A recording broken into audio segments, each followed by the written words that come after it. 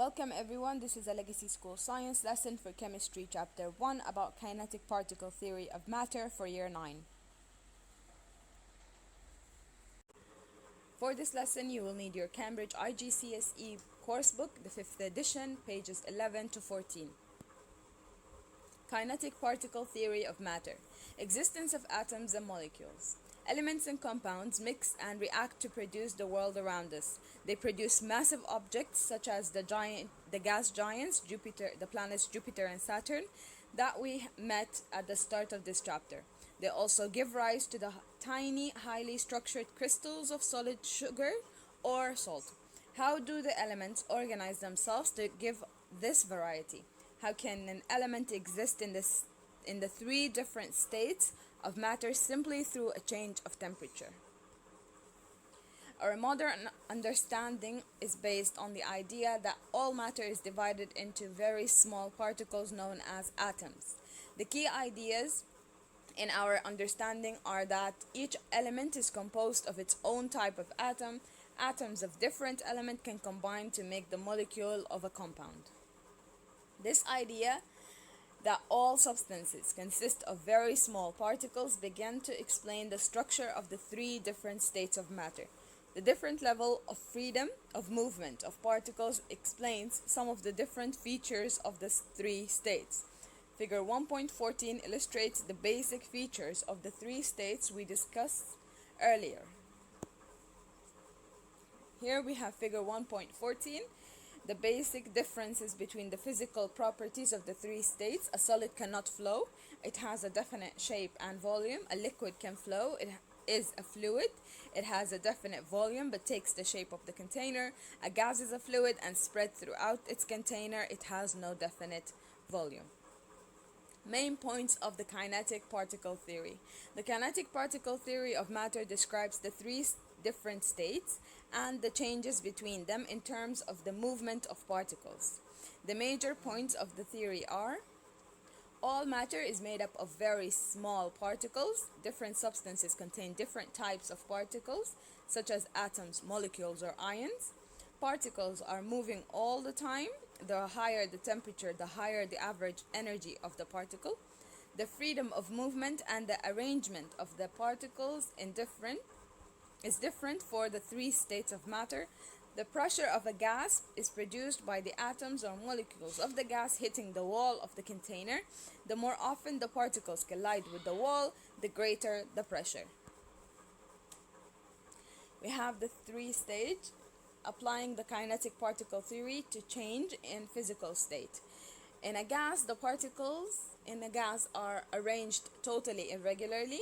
They spread very far apart compared to solids and liquid and are able to move freely. For liquids, the particles in a liquid are closely packed together in an irregular arrangement, able to move around past each other. In solids, the particles in a solid are packed close in a regular arrangement or a lattice, which means a three-dimensional arranged pattern, not able to move freely but simply vibrate in their fixed position. When we are changing from solids to liquid, the process is melting, and when we are changing from liquid to gas, it's evaporation or boiling. On heating, the particles move faster and the liquid expands. In the liquid, some particles have enough energy to escape from the surface. Evaporation takes place. As the temperature rises, more particles have enough energy to escape. Evaporation is faster at higher temperatures. At the boiling point, the particles have enough energy to break the forces attracting them together. The particles move very fast and spread from each other. The liquid boils. When the temperature is raised, the particles gain energy and vibrate more strongly. The particles occupy more space. This causes the liquid to expand, the solid to expand. Eventually, the particles have enough energy to break the forces holding the lattice together, and they can move around. The solid melts. In a liquid, the particles are still close together. However, they can now move about past each other. The separation between particles is much greater in a gas. In a gas, the particles are very far apart and move randomly. The ability of the particle to move in the liquid and gas phases produces their fluid property. The particles are very widely separated in a gas, but close together in a liquid or solid. The space between the particle is called the intermolecular space. In a gas, the intermolecular space is large and can be reduced by increasing the external pressure. Therefore, gases are easily compressible. In liquid, this space is very much smaller. As a result, liquids are not very compressible. Changing the external pressure on a sample of a gas produces a change in volume that can easily be seen. An increase in external pressure produces a contraction in volume. The gas is compressed. A decrease in external pressure produces an increase in volume. The gas expands. The volume of a gas is also altered by changes in temperature. An increase in the temperature of the gas produces an increase in volume of the gas, increase in the volume, and the gas expands. A decrease in the temperature produces a contraction of the volume of the gas.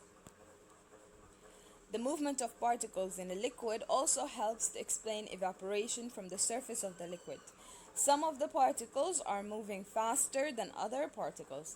At the surface, these faster moving particles may have enough energy to escape into the gaseous states. Here we have figure 1.60. It shows the faster moving particles leaving the surface of a liquid, causing evaporation. The fact that the space between the rapidly moving particles in a gas is much greater than in the other two states of matter explains why the volume of a gas is much more easily changed by conditions of temperature and pressure. If the temperature is raised, then the gas particles move faster and there is less chance of interaction between them. The gas particles move faster and more freely and occupy a greater volume.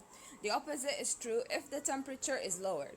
The particles are moving more slowly, they are more likely to interact with each other and move together to occupy smaller volume.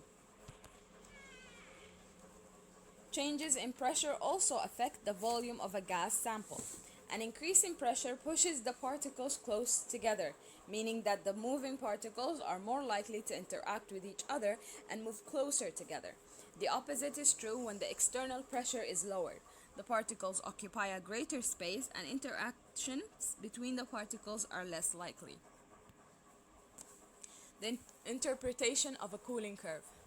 The way the particles in the three states are arranged and interact with each other also helps to explain the energy change involved when a substance is heated or cooled. Figure 1.17 summarizes the energy changes that take place at the different stages of cooling curve experiment. Here we have the cooling curve experiment, figure 1.17. It shows the energy changes taking place during the cooling of a gas to a solid. As we can see, when condensation starts to happen, the temperature remains the same until every particles in the gas is changed into a liquid. And then the temperature starts to drop again. Same thing when this changing from liquids to solid, when freezing is taking place, the temperature remains constant until all of the liquid particles have solidified. The cooling of the gas gives rise to a sequence of changes during which the particles move less rapidly and interact more strongly with each other. The substance passes through the liquid state, eventually becoming a solid.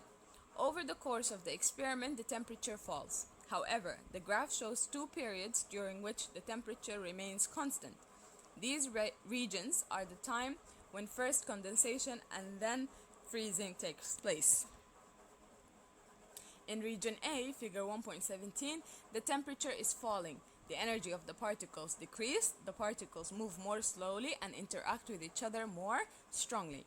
The particles begin to come together to form the liquid.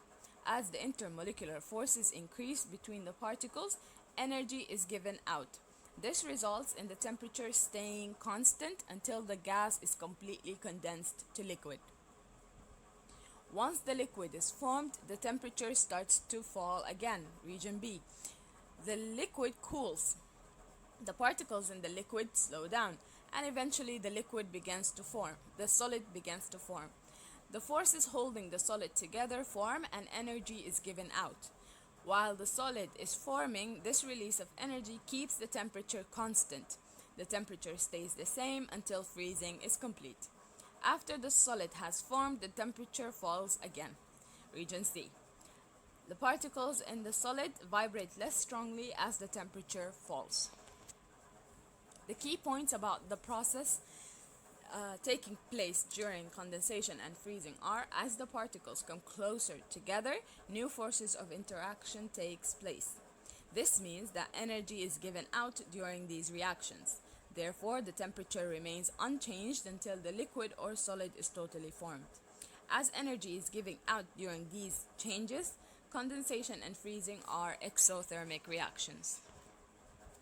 Carrying out the experiment in the opposite direction, starting from the solid, would give a heating curve. In this case, the temperature stays constant during melting and boiling. At these stages, energy has to be put to overcome the forces between the particles. The energy put in breaks these interactions, and the particles are able to move more freely and faster. As energy has to be put in during these changes, melting, evaporation, and boiling are endothermic reactions. What are the forces that hold the solid or liquid together? They must be attractive forces between the particles. They are the forces that act when a substance condenses or freezes. Their formation releases energy.